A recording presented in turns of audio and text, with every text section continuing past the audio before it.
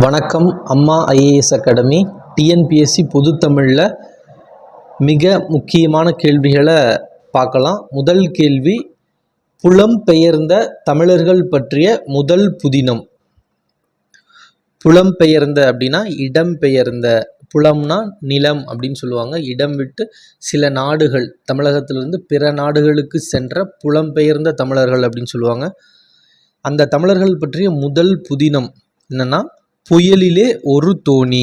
புயலிலே ஒரு தோணி என்ற புலம்பெயர்ந்த தமிழர்களுக்கான முதல் புதினத்தை எழுதியவர் பா. சிங்காரம் என்பவர். பா. சிங்காரம் அவர்களை பொறுத்த வரைக்கும் சிவகங்கை மாவட்டம் சிங்கனம்புரியை சார்ந்தவர்.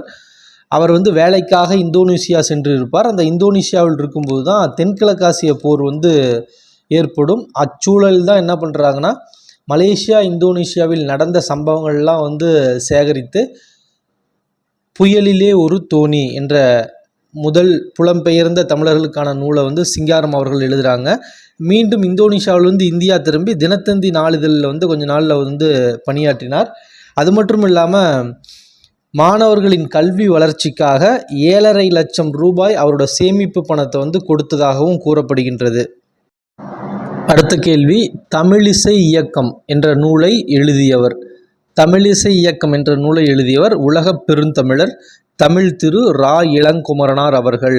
இந்த இளங்குமரனார் அவர்கள் மிக மிக முக்கியமான ஒரு நபர். ஏன்னா இவரை பற்றி கடந்த 2 தேர்வுகளில் கேள்வி தொடர்ச்சியாக கேட்டிருக்காங்க. ஏன்னா இவர் மிக முக்கியமாக திருச்சிக்கு அருகில் உள்ள அள்ளூரில் திருவள்ளுவர் தவச்சாலையும் பாவனார் நூலகம் ஒன்றையும் அமைத்திருப்பார். அதாவது தேவநேய பாவனார் அவருடைய பெயரில் ஒரு பாவனார் நூலகத்தையும் திருவள்ளுவர் தவச்சாலையும் திருச்சிக்கு அருகில் உள்ள அள்ளூரில் அமைத்திருப்பார். இதை கேள்வியாக கேட்டிருக்காங்க ஏற்கனவே. அது மட்டும் இல்லாமல் இவர் இலக்கண வரலாறு, தமிழிசை இயக்கம், தனித்தமிழ் இயக்கம், பாவனார் வரலாறு, குண்டலகேசி உரை, யாப்பெருங்களம் உரை, புறத்திரட்டு உரை, திருக்குறள் தமிழ் மரபுரை, காக்கை பாடினிய உரை, தேவநேயம் போன்ற பல நூல்களை தமிழ் திரு ரா. இளங்குமரனார் அவர்கள் எழுதியுள்ளார். அடுத்த கேள்வி, வெண்பாவிற்கு உரிய ஓசை. வெண்பாவிற்கு ஒரு ஓசை செப்பலோசை. பொதுவாக யாப்பின் அடிப்படையில் செய்யுளுக்குரிய உறுப்புகள்னா எழுத்து, அசை, சீர், தலை, அடி, தொடை அப்படின்னு சொல்லுவாங்க.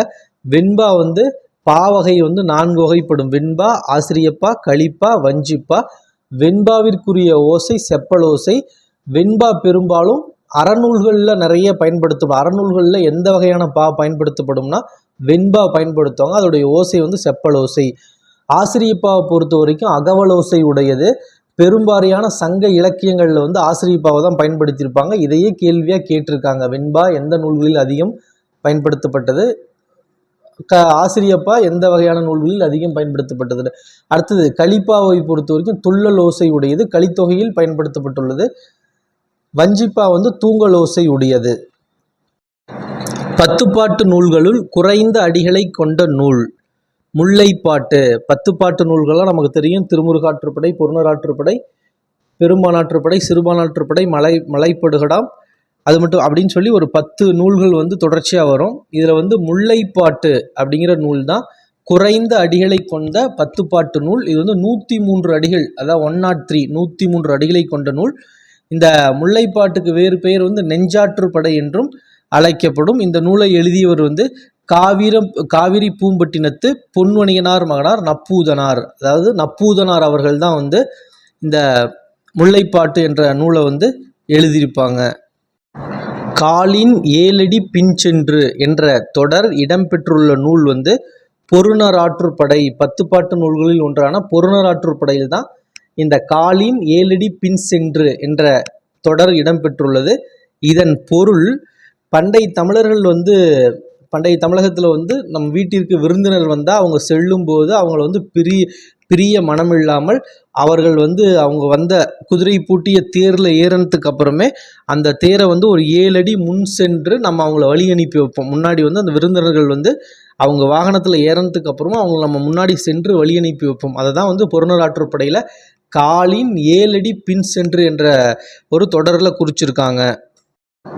கூர்ம புராணம் என்ற நூலை எழுதியவர் நமக்கு மிக முக்கியமான ஒரு புலவர். யாருன்னு கேட்டால் அதிவீர ராமபாண்டியர். அதிவீர ராமபாண்டியர் தான் கூர்ம புராணம் என்ற நூலை எழுதியிருப்பார். இவர் இந்த நூல் மட்டும் இல்லாமல் காசி காண்டம், வெற்றி வேர்க்கை என்ற நருந்தொகை, வெற்றி வேர்க்கை ஒரு நூலை எழுதியிருப்பார். அந்த நூலுக்கு இன்னொரு பெயர் வந்து நருந்தொகை என சிறந்த கருத்துக்களை கூர்ந்தால் அந்த வெற்றி வேர்க்கை வந்து நருந்தொகை என்றும் அழைக்கப்படும். அது மட்டும் இல்லாமல் நைடதம், லிங்க புராணம், வாயு சம்கிதை, திருக்கருவை அந்தாதி ஆகிய நூல்களை எல்லாமே அதிவீர ராமபாண்டியர் எழுதியிருப்பார். அதிவீர ராமபாண்டியருக்கு இன்னொரு பெயர் என்னன்னா சீவளமாறன் என்ற வேறு பெயரும் உள்ளது.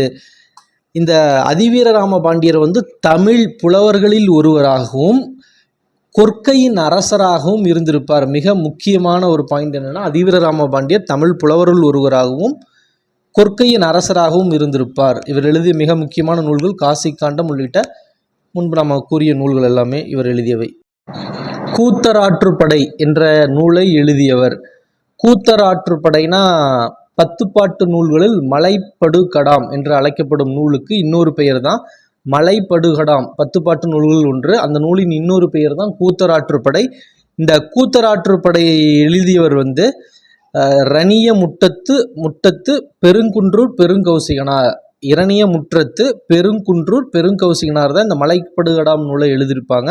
இதுக்கு இன்னொரு பெயர் கூத்தராற்றுப்படை.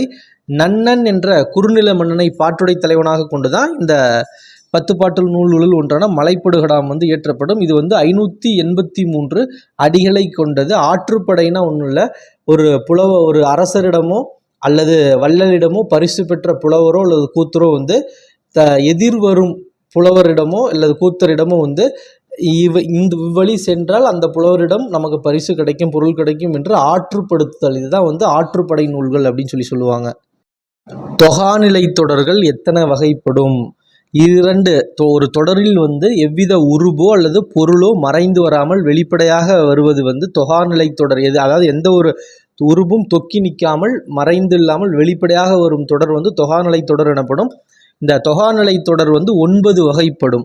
எழுவாய் தொடர், விழித்தொடர், வினைமுற்று தொடர், பெயரச்ச தொடர், வினையச்ச தொடர், வேற்றுமை தொடர், இடைச்சொல் தொடர், உரிச்சொல் தொடர், அடுக்கு தொடர் என்று தொகாநிலை தொடர் வந்து 9 வகைப்படும். இன்னொன்று வந்து பார்த்திங்கன்னா தொகை நிலை தொடர். தொகை நிலை தொடரை பொறுத்த வரைக்கும் ஒரு தொடரில் வந்து உருபுகளோ பொருளோ மறைந்து வருவது வந்து தொகைநிலை தொடர். இது 6 வகைப்படும். வேற்றுமை தொகை, அதாவது தொகைநிலை தொடர் வந்து வேற்றுமை தொகை, வினைத்தொகை, பண்புத்தொகை, ஓமைத்தொகை, உம்மைத்தொகை, அன்மொழித்தொகை என்று 6 வகைப்படும். தொகாநிலை தொடர் 9 வகைப்படும். தொகைநிலை தொடர் 6 வகைப்படும். பெருமாள் திருமொழி என்ற நூலை எழுதியவர் வந்து 4000 திவ்ய பிரபந்தத்தை பொறுத்த வரைக்கும் நமக்கு தெரியும் 12 ஆழ்வார்கள் எழுதிய பாடல்களின் தொகுப்பு தான் 4000 திவ்ய பிரபந்தம். இதை தொகுத்தவர் வந்து நாதமுனிகள்னு நமக்கு தெரியும். இதில் முதல் திருவந்தாதியில் தான் வந்து இடம்பெற்றுள்ளது தான் பெருமாள் திருமொழி. இந்த பெருமாள் திருமொழி வந்து 105 பாடல்கள் உள்ளன. பெருமாள் திருமொழியில் 4000 திவ்ய பிரபந்தத்தில் முதல் திருவந்தாதியில் உள்ளது. இதை எழுதியவர் வந்து குலசேகர ஆழ்வார். குலசேகர ஆழ்வாரோட காலம் வந்து 8ஆம் நூற்றாண்டு. சுந்தரகாண்டம் என்ற புதினத்தின் ஆசிரியர் நமக்கு தெரியும் ஜெயகாந்தன் அவர்கள் தான் சுந்தரகாண்டம் என்ற புதினத்தை எழுதியிருப்பாங்க. அது மட்டும் இல்லாமல் பாரிசுக்கு போ, உன்னை போல் ஒருவன், கங்கை எங்கே போகிறாள், ஒரு மனிதன் ஒரு வீடு ஒரு உலகம், ஒரு நடிகை நாடகம் பார்க்கிறாள், இன்னும் ஒரு பெண்ணின் கதை போன்ற புதினங்களையும் ஜெயகாந்தன் அவர்கள் வந்து எழுதியிருப்பாங்க. நன்றி.